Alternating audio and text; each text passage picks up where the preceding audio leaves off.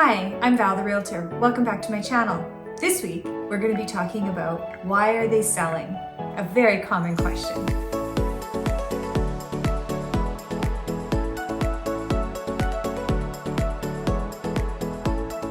So, you may be asking, why are they selling? It's probably the number one question I get when people come through open houses or when I get sign calls when they want to see a listing and they want to know why are they selling.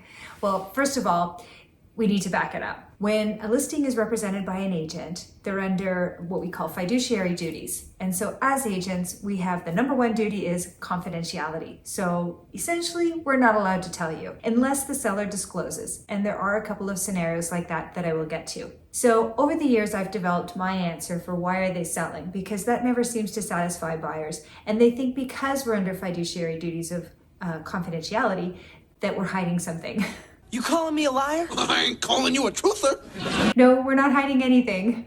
So what I tell people is it comes down to the 5 Ds. So what are the 5 Ds, you may ask? Well, the first one, and in no particular order, we'll deal with is death.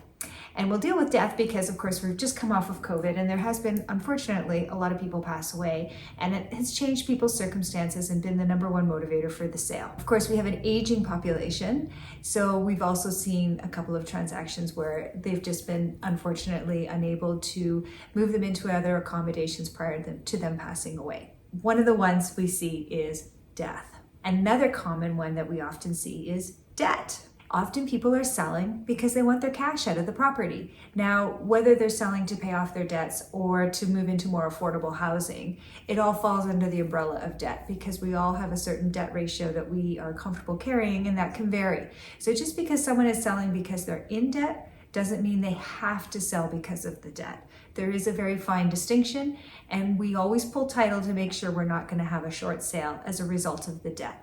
The third reason that a lot of people sell is downsizing.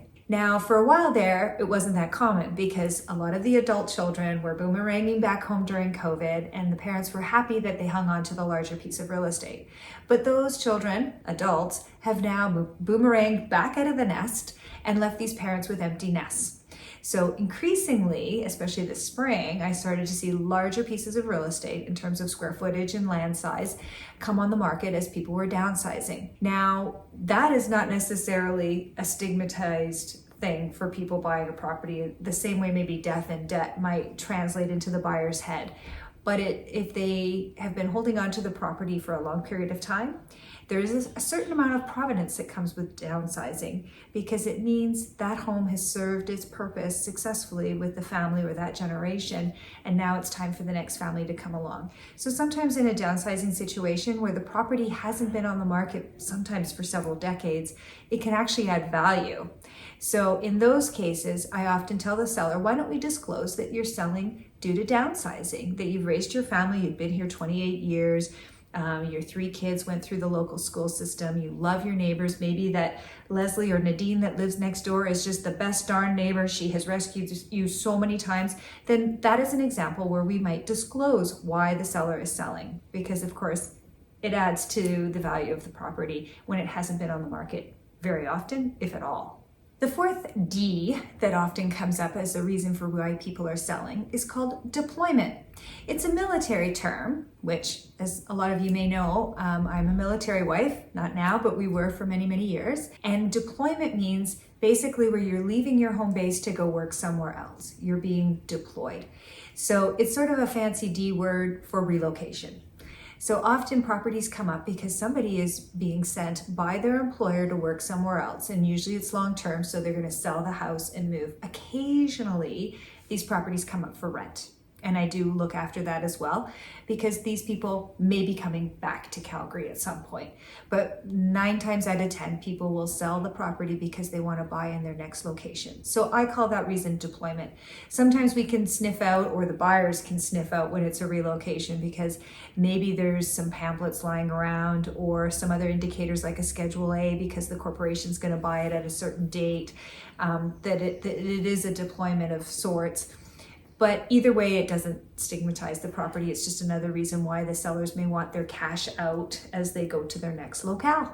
Now, the fifth D, and one that I used to actually see more and I thought I would see a lot more of it post-COVID, is divorce. Unfortunately, a lot of times the matrimonial property has to be sold in the case of a divorce in order for husband and wife to divide the proceeds. So I thought with COVID, we'd actually see a few more divorces happen, but that hasn't actually been the case. And divorce still probably remains a very small percentage of the reason why people are selling. But it is one of the 5 Ds. It definitely makes the top list of reasons people are selling.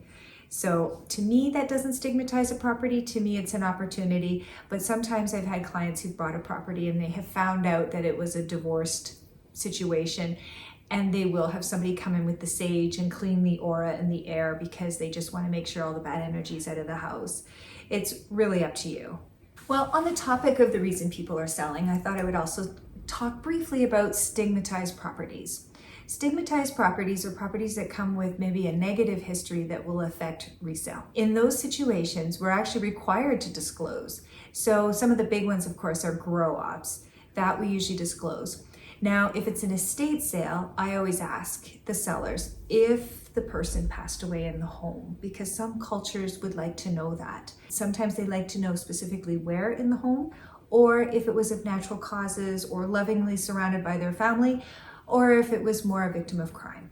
So in those cases where we do feel it is a stigmatized property, once the offer comes in, we will disclose the reason for that sale, and we will have the buyer sign off that they understood why the property was being sold and maybe perhaps why there was a price adjustment because of that stigmatization.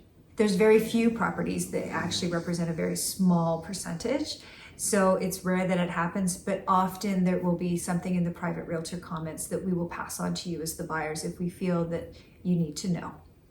In short, there are several reasons why people will sell. And while I use the 5 Ds, an instructor in real estate once explained to me, it always comes down to the seller wants the cash more than they want the property, and that the reason doesn't actually matter.